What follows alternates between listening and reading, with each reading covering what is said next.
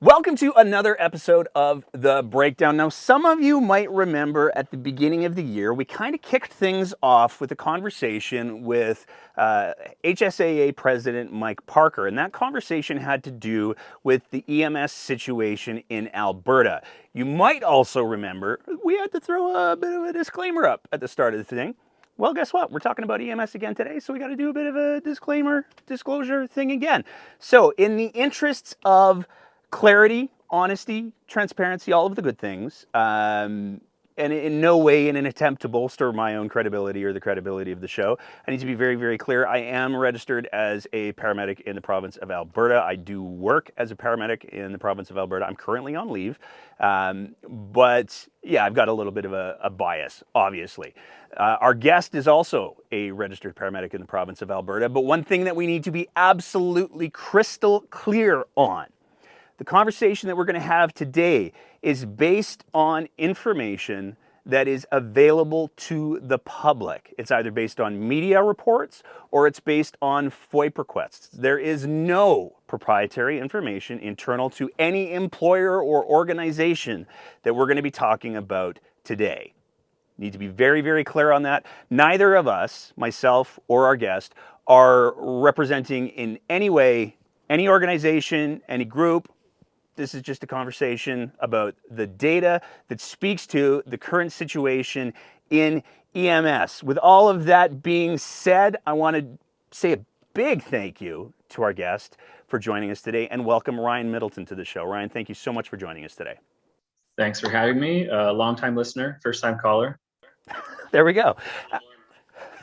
Now, did I cover everything off there? Is there anything that you want to add just to make sure that we are ironclad, bulletproof? Nobody can say, oh, those darn people. Certainly. I think I'm appearing in my role or capacity as a resident of Alberta first, and I happen to have some knowledge of the industry on the whole as a result of my job working within it. But this is, like you said, all stuff that's public. None of this is personal information. None of it's health information. None of it's business information, which are the three protected classes of privilege information for employees. Okay, perfect. Good. So with all that out of the way, before we get into the nuts and bolts of what we're here to talk about tonight, let's just do a little bit of who is Ryan Middleton? What's your story, man? Who is Ryan Middleton? That's going to depend on who you ask. If I boil it down, I've been a resident of Airdrie, Alberta for about 22 years. And then for the last 3 or 4 of those, I've been working as a paramedic in Airdrie. And then for AHS for about 12 of the 13 or 14 years, I've been registered with the College of Paramedics. And only recently have I sort of found my voice as a civic advocate or a proponent of healthcare and labor rights. It's going to depend how you ask, but that's basically the broad strokes. Broad strokes are good. So we're here to talk about a couple of different things. The broadest stroke of the theme of today is the current situation for EMS resources as based on publicly available data and FOIP requests. I'm going to keep saying that just because I know that there's going to be some people watching this thing. But we're here to talk about that. But I think part of that needs to sort of start with some definition and some context. So based on the publicly available information that you've read in the media and the FOIP requests, what are the big concerns that people should maybe be aware of when it comes to the situation in EMS? You're asking a layperson that just happens to know a little bit about it. I'm not a policy expert. I'm not a budget expert, but again, if we're zooming out big picture, it's probably the stagnation of the number of resources in proportion to the population they serve. Perhaps a lagging budget behind perhaps a municipality or a province that would have pegged their budget to population, demographic, geographic growth or call volume. And really just that delicate balancing act of looking after your employees as far as attraction and retention, but also making sure that they're not languishing, you're not having unit hour utilizations that are so far below the targets that you're paying too many people to do too little work. I don't think we're in any danger of that anytime soon in this province. So let's talk a little bit about some of the numbers here. So we did a little bit of pre-reading. We didn't want to look too dumb in regards to talking to you because you know the words already. You're using the terms. Um, let's talk specifically about what is a red alert. What is that? And I know that we defined this back when we talked to Mike Parker, but maybe we picked up one or two new listeners, viewers. So what is a red alert? Sure, if we're going to get into the vernacular, the jargon of the industry, that's used broadly to describe a period where in the selected geographic zone, there isn't an available ambulance, whether a call's pending or there are no calls pending. Some provinces or municipalities call them code zeros or code blacks or level zeros, but here we seem to have stuck to the red alert terminology, even going back as far as City of Calgary days, when they were infrequent and rare enough to be announced to staff on radios to prompt them to do things like consolidate patients in hallways or finish up paperwork, basically to get back in service so they could be recommendable for an emergency. Okay. Now, this is where I think the context piece gets really important because we looked at a piece from Global News that came out in 2015, and it tracked the number of red alerts going all the way back to 2011. And I don't know if the data that you have goes back that far, but what Global reported was that in 2011, there were a grand total of 0 red alerts in the city of Calgary. In 2012, there were 10. In 2013, there were 14. In 2014, there were 60. And CBC just recently reported that in the first 6 months of 2022, there were 2,522 in the city of Calgary. It seems like there's some growth there. What is let's start with what you've FOIPed. What is the FOIP data that you've obtained show? That was one of my firsts, and you never forget your firsts. So I figured in the industry, we complain just like anybody else. The guy Tim Hortons is going to complain about how hot it is in the kitchen. Paramedics are going to complain about red alerts, workload. And I thought, well, at the very least, we should be working with active and truthful data so that we're complaining about the right stuff. So the first ones that I requested were a little regional. I asked for a lot of questions of AHS about the workload that airdrie paramedics and ambulance did locally and in the city of Calgary, but I tacked on one in there, just the number of red alerts for the zone. And that Calgary zone is sort of spanning from, I'd say, Innisfail down to Fort Macleod, and then you've got Kananaskis to Strathmore. Sort of that's our chunk of the province called the Calgary zone. And it's considerable. There's like 1.7 million Albertans that live there. And I wanted to know how many times we had hit red alert. And I think that was in 2019 and 2020. And you're right, the growth of that chart is a pretty linear marching lockstep upward. And it just seems like almost an unmitigated free fall where we went from single digits within the last 7 years to thousands and thousands per year, where in the first half of this year, we have beat the entire year of 2020, the entire calendar year. So it looked like we'd maybe made a dent when we went from 3,327 in 2020 to 2021 had closer to 2,700. But like you just mentioned, we're already past 2,500 for the first half of this year. So I'm thinking we're aiming for a podium finish right now in perhaps the wrong sport. I don't know that this is the kind of growth that we necessarily want to see in Alberta. I'm no expert, but that's what I feel like. Now, has your data that you've FOIPed, I mean, those are some staggering numbers because for full context, what was the number that you said for 2021 again? 3,326, I think, is the number that came up during a couple requests. Okay, give or take a little bit. I'd love for anyone to fact check me on this stuff. I got it directly from AHS, so if anyone's got an issue with it, I guess they can call the 1-800 number.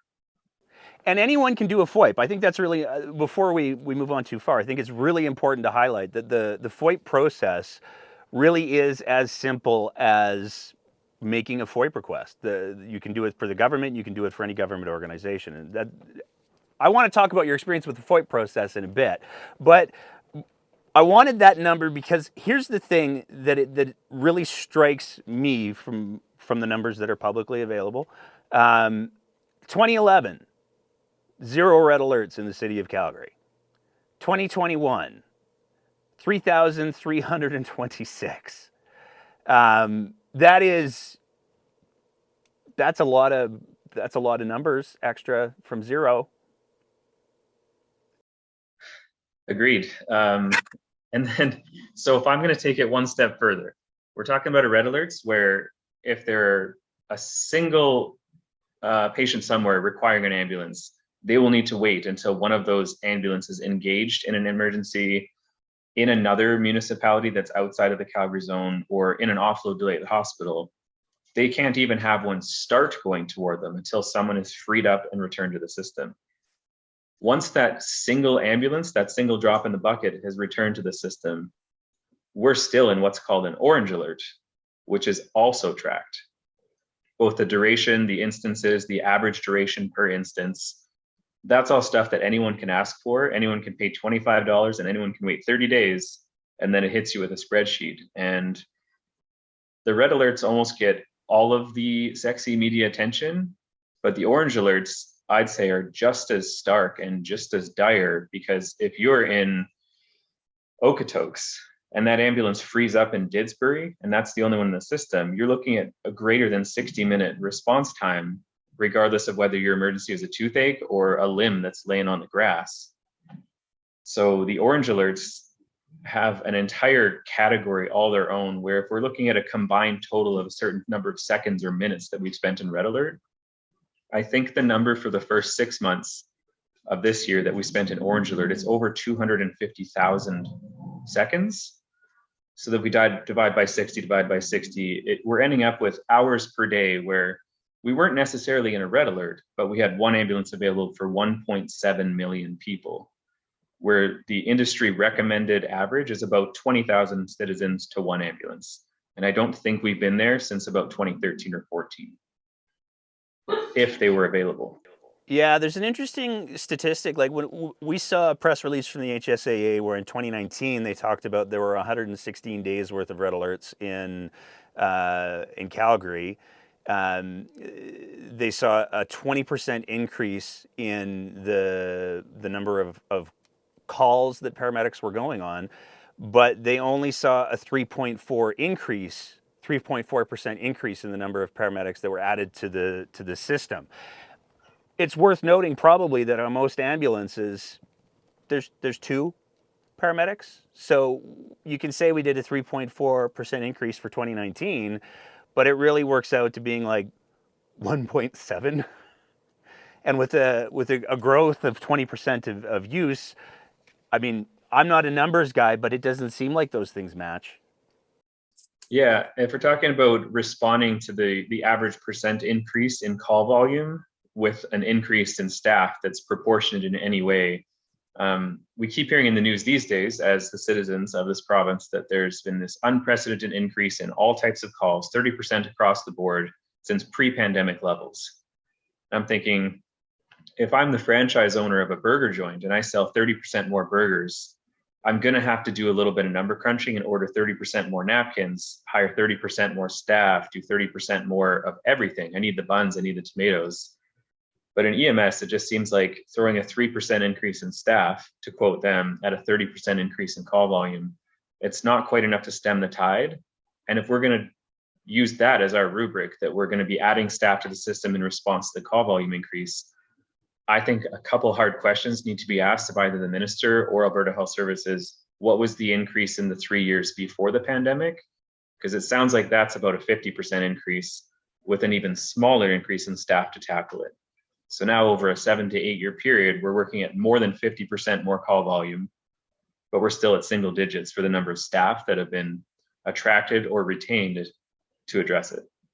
Okay. Now, we've been talking largely about the Calgary zone. 2 of the big concerns that have gotten a lot of media time that I'm curious if you have any data on. have to do with, and let's start with the suburban question. So one of the things that's been highlighted, there's certainly been no shortage of media stories where the NDP and other, let's go with interested parties, have expressed concerns with the fact that when Calgary proper, when the municipality of Calgary runs out of ambulances for a whole list of reasons, the next step in the equation, if there's no ambulances available, is for Calgary to basically say to Airdrie, hey, that's a real nice ambulance you've got sitting there. We're gonna borrow it for a while and keep your fingers crossed for how things go in Airdrie.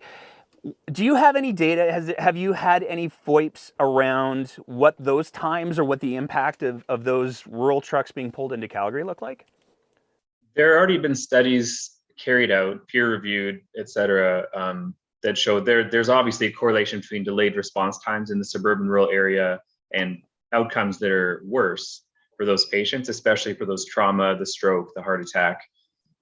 The data I requested basically was just spreadsheets of the truck shutdowns and seeing how disproportionately they're affecting a community, where if Calgary's got approximately 40 ambulances on a given day and the surrounding communities collectively have 20, losing that one ambulance in Okotoks, it hurts a lot more for the citizens of that city than it hurts Calgary to lose one of its own.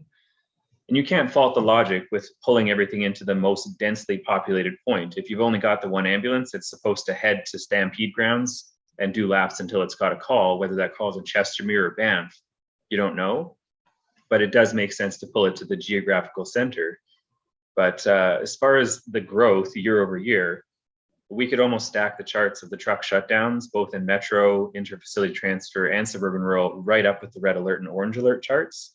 Because I'm looking at 2019, 20, and 21.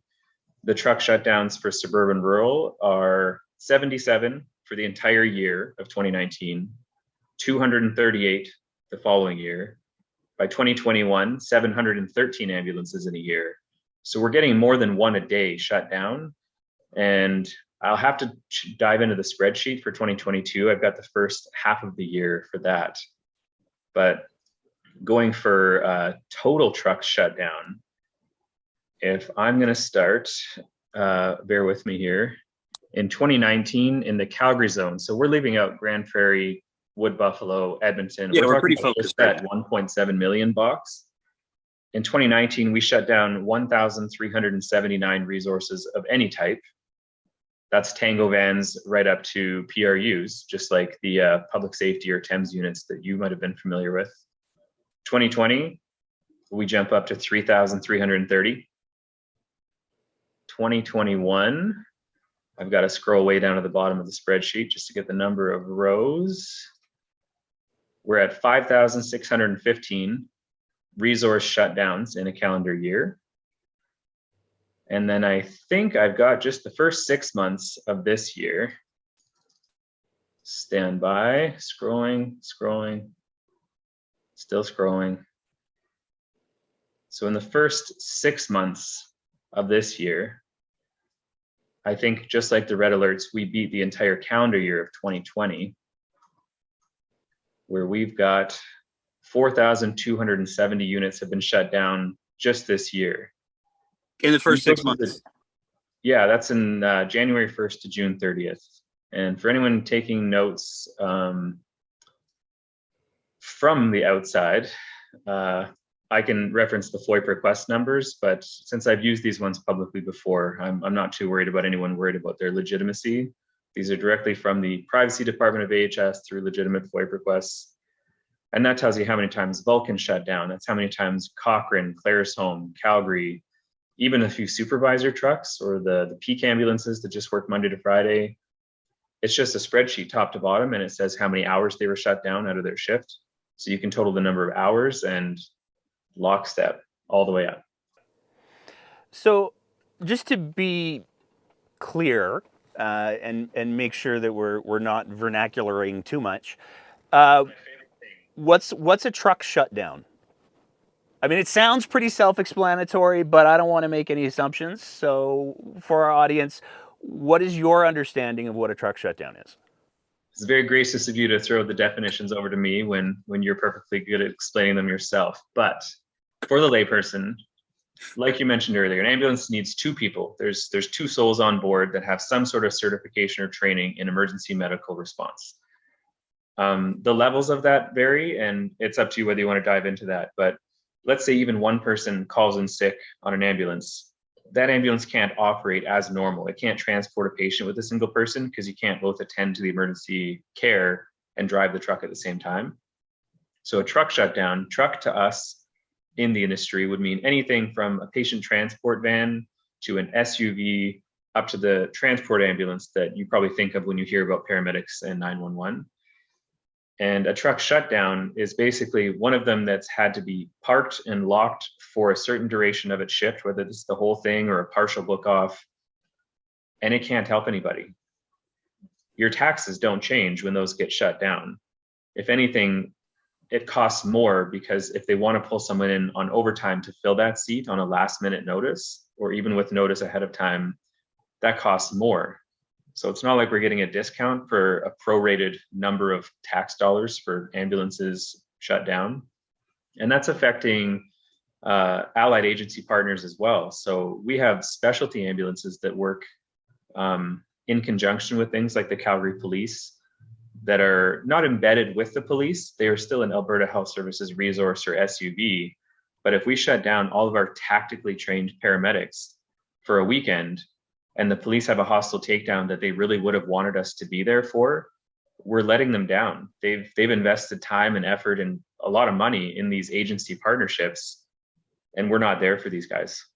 One of the other hot button conversation points, let's go with, that has been, again, widely reported in the media, has to do with something called hallway waits. We saw a news story come out of Okotoks Online on August 15th, where they were talking about the fact that the NDP are saying, oh, this is very, very bad, and everybody should blame the UCP, even though, as we established, the problem started in 2012. But in that story as well, there was a proposal from a paramedic who I'm not going to name because I don't have permission to do that. If you want to look it up in the news story, fill your boots, but I'm not going to be that guy. And one of the biggest concerns that was raised was around the question of hallway waits. And this has been something that was defined by Mike Parker, so I'm going to use that as my reference point. And effectively, my understanding is that's when a ambulance transport a patient to a healthcare facility. The healthcare facility says, there's no room at the inn. We don't even have a manger, but we have this great hallway you can hang out in. And they effectively park the ambulance crew and the patient down the hallway until there's a bed that they feel is appropriate for that patient. This ties up significant resources, according to the NDP and a lot of other media reports. Do you have any FOIP information on what those hallway wait times look like? Thank you for asking. I'm flattered. Yeah, I've actually got to give credit for this to a reporter from CTV, and she graciously shared those results with me from a request in 2020 or 2021. And it looks like provincially, we average between 220,000 and 300,000 hours of hallway waits. And they do break them down per zone. But we went one step further and said, what are the estimated costs in dollar amounts of the transfer of care delays? And that's a little more staggering, where we went back to 2015 and found that just for that calendar year, we paid $31 million for ambulances to sit in hallways. Fast forward a little bit, we're paying more than $40 million a year now. And that's 2017, 2018, 2019, and 2020 fiscal years, $42 million or more, where someone has estimated the cost of an ambulance offload delay at somewhere around, let's see here, if we've got a total number of hours spent in the hallway in 2020 at 289,573. And the cost for that year was $43,311,414. and we just divide it by that number of hours. Someone thinks it costs $150 an hour for an ambulance to sit in a hospital hallway.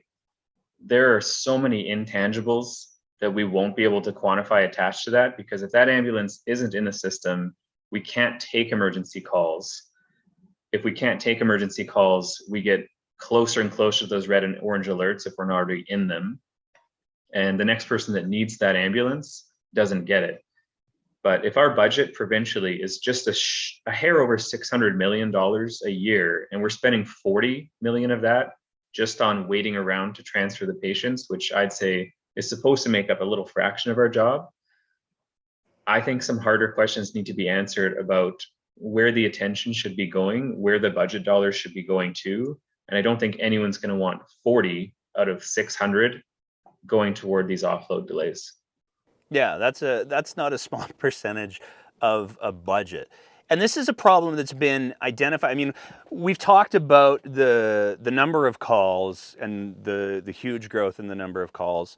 But the problem of the hallway waits piece, I mean, going back to the global story that we referenced at the beginning, where it had the 0 red alerts in Calgary, even back then Health Minister Stephen Mandel was saying, these hallway waits, we got to do something. And yet I didn't see anything definitive in the publicly released 10-point plan to address the hallway waits. Did I miss something? If you did, then I missed it too. And I wouldn't want to be the guys that are tasked with decisively and definitively ending hallway waits. Yeah. I don't want to be in their shoes, because there are a lot of moving parts. It's not as simple as allowing paramedics to have the autonomy to say, no, thank you, I'd rather not wait, and physically leave the patient there with a nurse, because pretty soon you're just going to have 40 patients in the hallway that have no one caring for them. And you do have to work with a number of bargaining units, even a number of employers in some cases. If it's like a hospital that's not part of Alberta Health Services, they're a contract provider. However, the excuse that, well, it's happening everywhere, so there's nothing we can do about it, doesn't quite hit the mark with me, when we've got an entire nation, perhaps an entire continent's worth of experience to draw on. Then you look at the aggressive ways that other places are tackling this, with things like task forces where the hospital and the EMS managers and the public meet quarterly and say, everyone's got to bring an idea that the other has to try, and everyone's got to give it a 90-day good go. Or Fit to Sit is a program that's starting to get a little bit of traction, where a well-defined parameter of vital signs, condition, the stability of a patient is being used by both sides. And if it's mutually agreed upon ahead of time that if someone meets the criteria, then they hit the waiting room. They don't need paramedics to wait with them. We can't even get the hospitals within our own city in Calgary to agree on a predetermined set of parameters for that. And everything's going to be case by case, no matter what. Even if someone's blood pressure, heart rate, and objective pain scale are within the parameters of the Fit to Sit program, if they're 99 years old and you're just a little too worried about them, no one in good conscience wants to park someone where they're going to grow cobwebs waiting for a doctor to see them. But we've even had pilot projects bear fruit in the province of Alberta, as far as the Fort Macleod Hospital trialing a program where after 8 p.m., they physically removed all the chairs from their waiting room. So if you wanted to malinger for a doctor for 7 hours, you'd physically have to stand up. And instead, what they did was get all of their residents and doctors on board. They all had to agree to participate, and one of them would park themselves at the entrance. And as patients came in, whether it was for a sore throat, chest pain, sudden onset headache, a doctor was the first person they talked to. And startlingly, the patient satisfaction of this interaction went up compared to the conventional have a nurse triage you, sit for 4 hours, have a doctor see you, because they said, I got the advice of a doctor within 30 seconds. Half the time, the doctor sent them down the hallway to the pharmacy and said, you likely have strep throat. I'm going to get some antibiotic and chloroseptic spray and you can go home. Or he'd flag one of the nurses and say, I just want a quick ECG to rule out cardiac chest pain. And if we don't get any hits on the ECG, then this person can take X, Y, and Z medications, go home and follow up. they also had to be willing to tell that person that came in with gout, there's nothing we're going to be able to do to realistically manage this here, and give them the sorry, we're just not going to see you here tonight.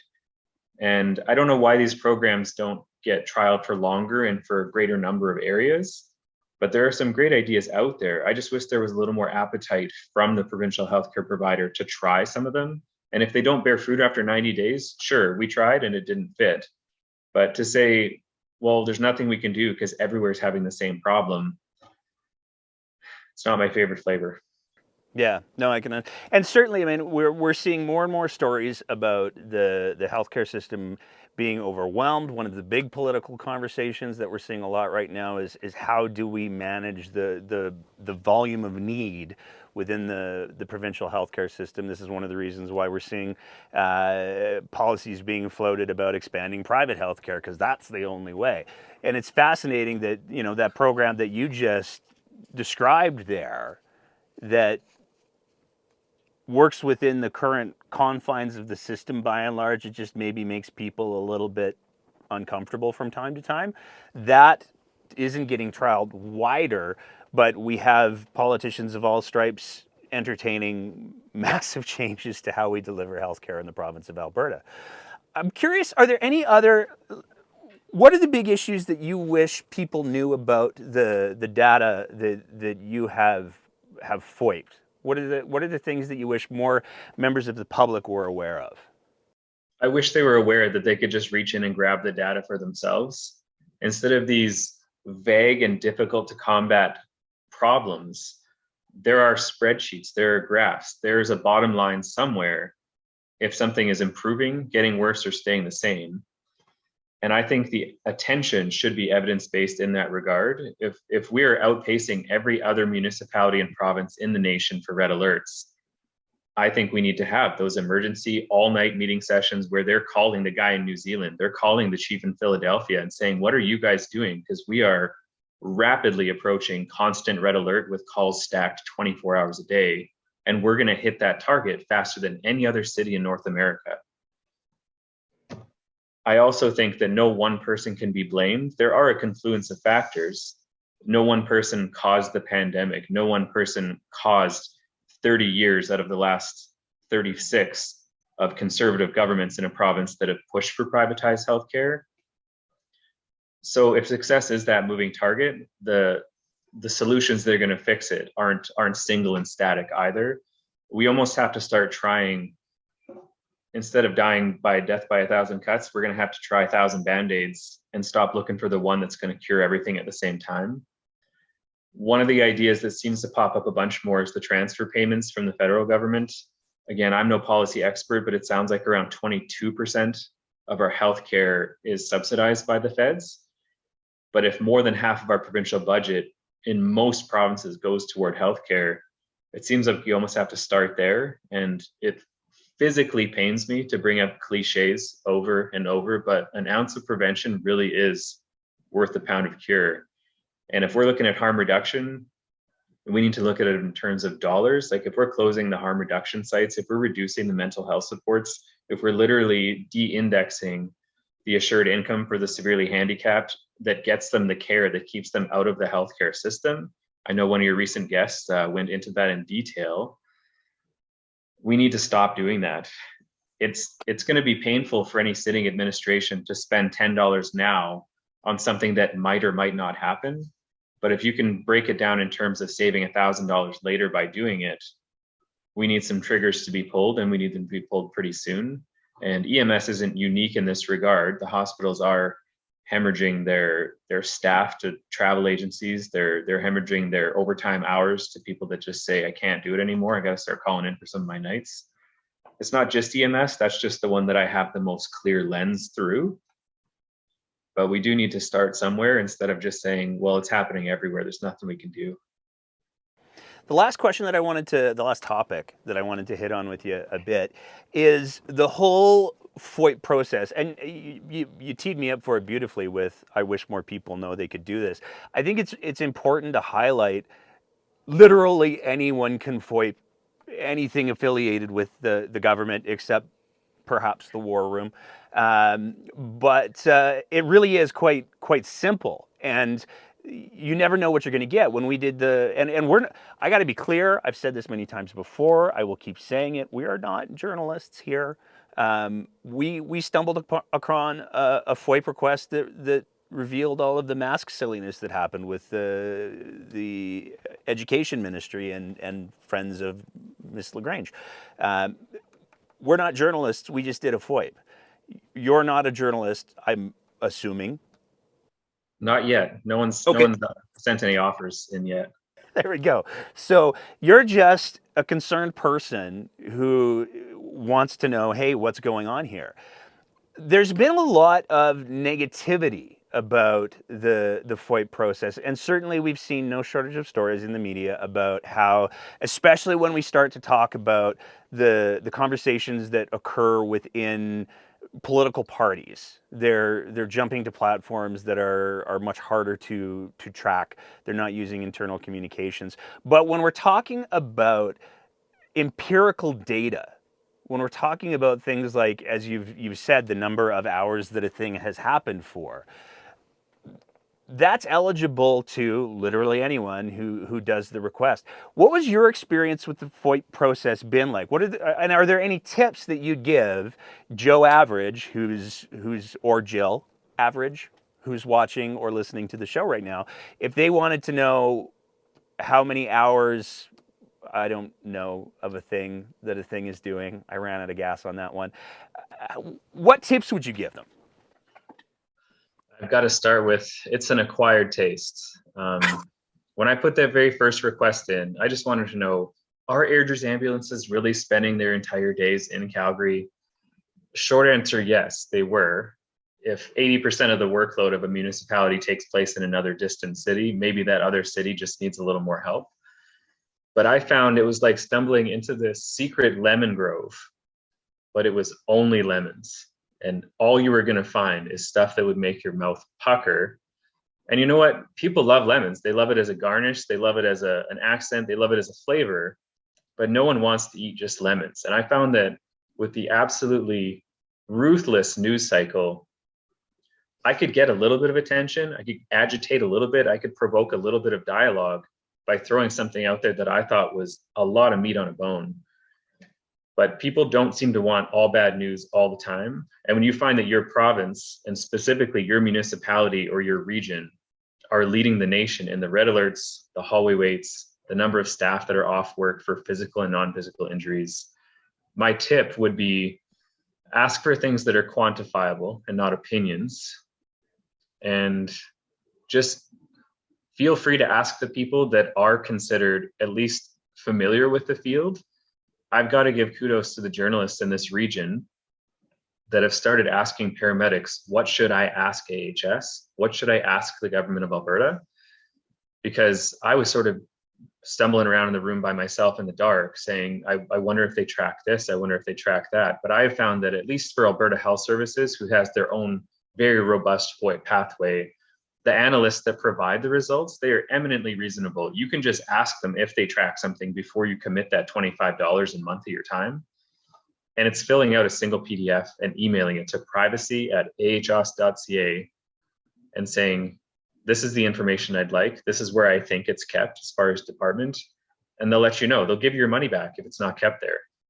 And then the FOIP legislation nationwide has been around for a long time. I think maybe a little more scrutiny needs to be had for whistleblower legislation, where, like we've disclaimed at the start and throughout this, these are our personal opinions. We're not speaking on behalf of an employer, an agency. This is individual, personal, private opinions, disclosing nothing that's personal, nothing that's related to health, nothing that's business related. But we were just ranked last out of 61 countries for government accountability projects related to whistleblower acts. And it's hard if you want to work for an agency that is supposed to deliver a service to the public and you're beholden to a professional college with its own ethical obligations.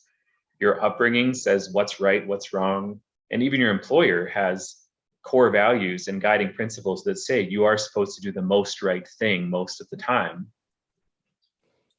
It's a little puzzling to me then that that will clash with the lived experience of specific people who want to help. They want to find the information, they want to share the information, and then they'll suffer professional consequences for it. So I'd say ask someone that you know that's in a field that you want to know more about. This can be police, this can be fire, this can be EMS. But if it's run by an agency that's considered public, most of the stuff that is charted and graphed and spreadsheeted is kept for the reasons of scrutiny, for oversight. And if I ever found myself through happenstance or luck or fate in a position where I could have a few pet projects, one of them would be to decide which public agencies are large enough and complicated enough that they deserve a watchdog of their own. Yeah, and I think that, I mean, to your point in regards to the information that's available, I imagine, he said cautiously, speaking only for himself. It's turning into a bit of a gag now. Um, if someone was to say to the city of Calgary, I'll take this out of the provincial sphere. If someone was to say to the city of Calgary, hey, I'd really like to know how many times fire trucks were shut down in 2021, and the city of Calgary came back with, oh, we don't track that. I mean, that's a conversation worth having in and of itself. So I would speculate that probably most of the information that people would care about is probably being tracked. And that if you want to know about the things, $25 and waiting a little while is worth it. Am I wrong? No, I've found a lot of return for the dollar in both the dialogue that FOIP requests generated and the interest that it piqued in certain areas.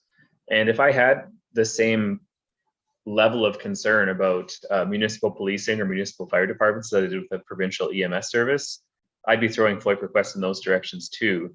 And there is an arm's length government body called the Public Interest Commissioner that oversees the FOIP process. And if you feel you've been unfairly denied or that the information returned was less than forthcoming, that's the first place that you could start. So there are channels if you don't think you're being given the full story. But Alberta Health Services has well tread its own channel on how FOIP requests go through it. And I found it to be accessible. I found it to be simple. It's easy to understand. And like I said, the analysts themselves have been very reasonable in answering questions or explaining why certain things are redacted and other things aren't. And if you want something to be tracked, we're not powerless as constituents of this province. You can request things of a public body and say, I'd like you to start tracking this thing, because there's obviously a public appetite for it. I have one more question I'm going to ask, but before I do, is there anything else you'd like people to know? I made a few promises before agreeing to be on your highly publicized show. That's fair. With no segue and no jumping right into it, the shameless plugs just start with the Airdrie Health Foundation, which was founded by Michelle Bates a number of years ago after losing her son. And through a number of circumstances, she made it her mission to make sure that the Airdrie Urgent Care Center, which is now serving more than 80,000 people, was going to become a 24-hour facility. Recently, it was highly publicized that they had to do some shutdowns overnight due to a lack of physicians to keep the facility open, not just during the busiest peak stampede weekends that we have, but during a number of weeks following that every weekend. Yeah, they were projecting for like 8 weeks. Like a pebble in a pond, that sent out ripples. That meant that every patient in Airdrie that required EMS had to go to another city just to be seen by a doctor if it wasn't during business hours weekdays. And that hurt people. But I want to say that the success story that came out of a lot of mountains being moved in a short period of time at a number of levels of government, it meant dollars had to be moved. It meant people had to be headhunted. They got it open again. And it's an emotional roller coaster if you did want to ask your questions of Michelle and the Airdrie Health Foundation. But I learned from her process that the pathway to getting things changed as just a resident that feels powerless in a giant province with its huge unfathomable budgets, that pathway is paved with meetings with all the people that I always assumed were supposed to notice these things before I did and act on them and then tell me the success story before it became a tragedy. And so you asked me if there's anything I wanted to talk about, and that's what I wanted to insert in there, is that if you feel like someone should be noticing, should be changing something, should be acting on your behalf, schedule a meeting, send an email, make a phone call, because maybe they've noticed and they just wanted to know how many of their representative constituents noticed too. But you're not powerless in democratic nations like ours. There are processes, there are ways to request information, and there's ways to send it up the chain. On to your last question. Well, I got to say, I really appreciate that you say that, because I think one of the problems that, I'm going to soapbox for just a sec here myself, but I think one of the problems that we have in Alberta right now is that there is a, I'll say, surplus of people who are feeling powerless. And because they're unfamiliar with those processes and they feel dissatisfied with those processes, we're seeing more and more people start to talk about extremes. And those extremes are not where anything good ever happens. So I just wanted to say thank you for bringing that up. My last question comes in two parts. Are you a gamer? I'm afraid to reveal my true power level on the internet for everyone to see, but you could say that. Do you ever play a video game called Defense of the Ancients 2? I'm pretty familiar, but I'm not good enough that I ever reached a competitive level, and not nearly the level that I would be comfortable streaming it online, because everyone's comments would be, why aren't you pushing mid? Why aren't you supporting? Why aren't you building Aquilas? If you know, you know. I have no idea, but I appreciate you answering that question. Ryan, I want to thank you so much for taking the time to chat with us today, to provide some context on the publicly available data that you obtained that is available to anyone through the FOIP request. And there's lots of media stories out there that people can refer to. There are excellent journalists, which we're not, that do amazing work and amazing research on these things. And that's all I have to say about that. So thanks so much, man. Thanks for having me, and back to you with the weather, Jim. As always, if you appreciate the kind of content that we're trying to produce here at The Breakdown, we would love it if you swung by our Patreon page at www.patreon.com/thebreakdownab and signed up for a small monthly sponsorship of the work that we're trying to do here. It is because of the support that we receive from our Patreon sponsors that we're able to continually up our game, and it is tremendously appreciated. So I want to throw a big thank you out to them, and you can go ahead and visit that website and join and support us as well, because we need all the help we can get. Thank you so much for your attention. Thank you so much for listening and being part of these important conversations. And we will see you next time on The Breakdown.